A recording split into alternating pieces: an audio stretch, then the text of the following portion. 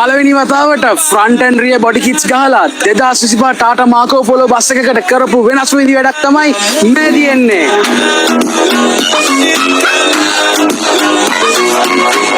Modified bus කලාවේ හැමෝම නම කිව්ව ගමන් දන්න සන්නාමයක් තමයි මැනික් කැටේ කියන්නේ. ඉතින් මැනික් කැටේ රොයල් එඩිෂන් කියලා එයාලගේ ෆ්ලීට් එකට අලුතෙන්ම එකතු වෙච්ච ටාටා මාකෝ පොලෝ බස් එක තමයි මේ ඉතින් මගේ පිටිපස්සේ තියෙන්නේ. ඉතින් ඒ කස්ටමර් අපිට මේ බස් එක ගෙනත් දාලා කිව්වේ එයාලා ගාව පොඩි අයිඩියා එකක් තිබ්බා. මම මේ පික්චර් එක පෙන්නනවා මේ විදිහට.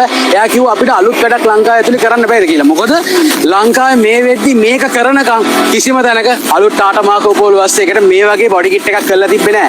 ඉතින් අපි මේ අභියෝගේ බාර අරගත්තා. මොකද අපේ ෆයිබර් සප්ලයර්ස්ලත් එක්ක එකතු වෙලා අපේ අත්දැකීමුත් පාවිච්චි කරලා එයාලගේ අදහසුයි ඔක්කොම එකතු කරලා තමයි මේ වැඩේ මේ විදිහට අපි නිර්මාණය කරේ. ඉතින් ඕම් මෙන්න ළඟට මම පෙන්නන්නම් මේ සම්පූර්ණ බොඩි කිට් එක අපි කරලා තියෙන ෆුල් ෆයිබර් කියන මටීරියල් එක. මොකද දැන් මේ දවස්වල තියෙන ප්‍රශ්නත් එක්ක බලපු ගමන් යන්න ආයිසරයක් යකඩෙන් පුම්බල ගහලා කියලා. එහෙම නෙමෙයි. කලබල වෙන්නේ නැතුව හොඳින් බලන්න ඕනේ මේ සම්පූර්ණ ෆයිබර් කියන මටීරියල් එකෙන් තමයි ඉස්සරහා පස්ස දෙකම මේ බස් එකේ කරලා තියෙන්නේ.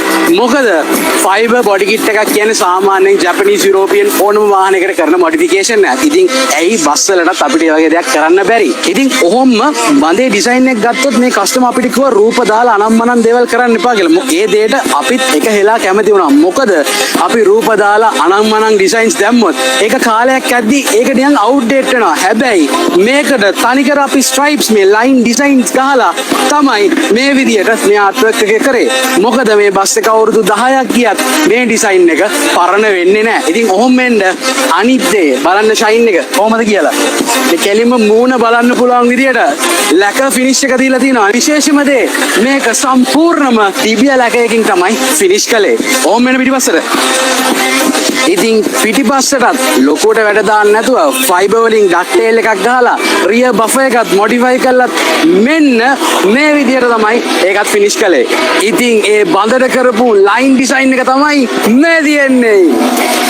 ඉතින් මේ ඉරි ටික මෙහෙම තිබ්බට රැට පේන්නේ මෙන්න මේ වගේ. කොහොමද මේ වෙනස? ඉතින් මේ නිර්මාණය ගැන ඔයාලගේ අදහසත් පල්ලෙහාන් කමෙන්ට් එකක් දාන්න යන්න ඕනේ. එහෙනම් ජය වේවා.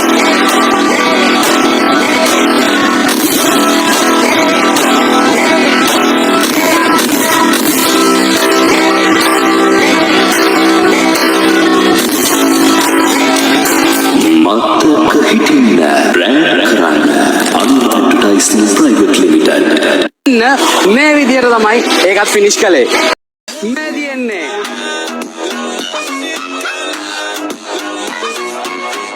මොඩිෆයිඩ් බස් කලාවේ හැමෝම නම කිව්ව ගමන් දන්න සන්නාමයක් තමයි මැනික් කැටේ කියන්නේ. ඉතින් මැනික් කැටේ රොයල් එඩිෂන් කියලා එයාලගේ ෆ්ලීට් එකට අලුතෙන්ම එකතු වෙච්ච ටාටා මාකෝ පොලෝ බස් එක තමයි මේ ඉතින් මගේ පිටිපස්සේ තියෙන්නේ.